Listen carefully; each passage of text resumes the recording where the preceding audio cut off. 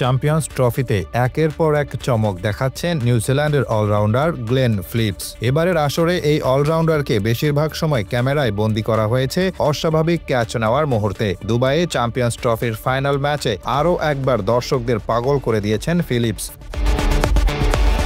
ফাইনালে 252 রানের মাঝারি লক্ষ্য তাড়া করতে নেমে ভারতের উদ্বোধনী জুটি যখন ভাঙতে পারছিল না কিউই বোলাররা, ঠিক সেই মুহূর্তে বাজ পাখির মতো ডান দিকে উড়ে গিয়ে অবিশ্বাস্য এক ক্যাচ তালুবন্দী করেন নিউজিল্যান্ডের এই অলরাউন্ডার, আর তাতেই ভাঙে 105 রানের উদ্বোধনী জুটি। ম্যাচে ফেরার কিছুটা হলেও লক্ষ্য পায় নিউজিল্যান্ড।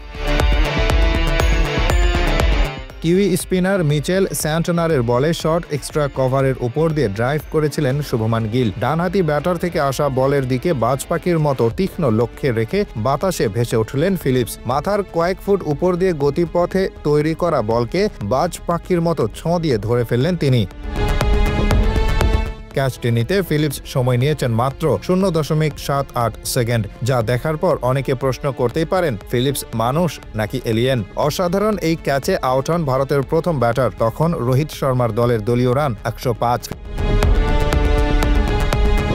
ফিলিপসের একই অবিশ্বাস্য ক্যাচ ধরা দেখে খুব বেশি অবাক হওয়ার কথা না গিলের, কারণ এর আগেও গ্রুপ পর্বের শেষ ম্যাচে বিরাট কোহলির অসাধারণ একটি ক্যাচ ধরেছিলেন ফিলিপস, সেটিও অনেকটা বাজ পাখির শিকারের মতোই। এখানে শেষ নয়, এর আগে গ্রুপ পর্বের উদ্বোধনী ম্যাচে পাকিস্তানের ব্যাটার মোহাম্মদ রিজওয়ানের অবিশ্বাস্য এক ক্যাচ ধরে দর্শকদের চমকে দিয়েছিলেন ফিলিপস। চ্যাম্পিয়ন্স ট্রফিতে সব মিলিয়ে 5টি ক্যাচ নিয়েছেন ফিলিপস, এর মধ্যে 3টি ক্যাচই অবিশ্বাস্য।